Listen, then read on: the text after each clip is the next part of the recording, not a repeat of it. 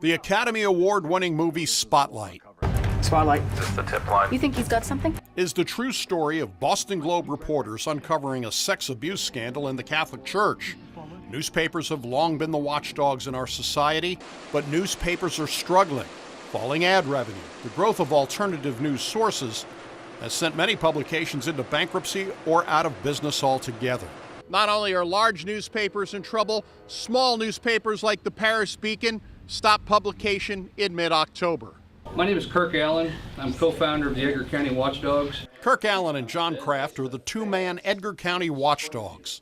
As newspapers disappear, citizen watchdog groups are popping up across the state, taking their place. There's people in Morgan County, there's people in Franklin County, there's a small group down in Cahokia. Edgar County is probably the most corrupt county in the state of Illinois. Based in Paris, the Edgar County Watchdogs keep an eye on government spending across the entire state using the Illinois Freedom of Information Act, FOIA, and other tools to provide transparency when politicians try to hide information from the public. We look at Attorney General opinions, we look at court cases that involve that section of the law. The Edgar County Watchdog's biggest find? That was our biggest story we've ever done. Years of questionable spending at the state's largest community college. College DuPage, as an example, I personally did over 100 FOIAs to the college in that investigation. And that first request to the college, they denied it. I wanted a copy of the president's W-2 form to figure out how much he got paid. And they denied it, and we had to sue them for that. When FOIAs were sent to the college, many were apparently forwarded to the college president, Robert Bruder. Then he would determine what responses that were sent back to the requester. So he was removing documents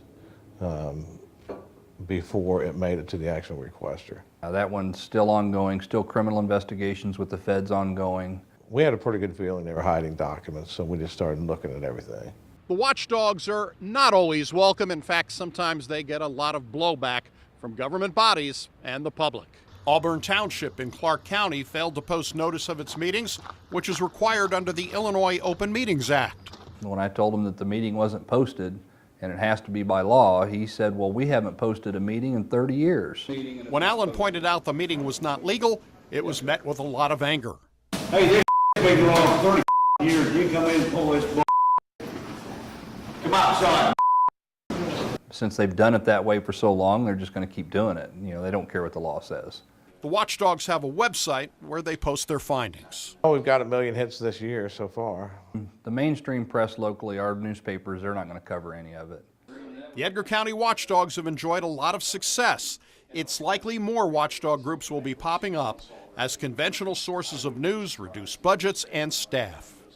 People have duplicated what we're doing and they're seeing results with their local government and hold them accountable. You can make a difference. It protects the taxpayer funds because property taxes go up every year. If somebody's not watching the cookie jar, your kid's going to take all the cookies in one day. And that's what's happening with our local government. Citizen watchdogs, guarding your tax dollars. For the I-Team, Doug Wolfe, WAND News.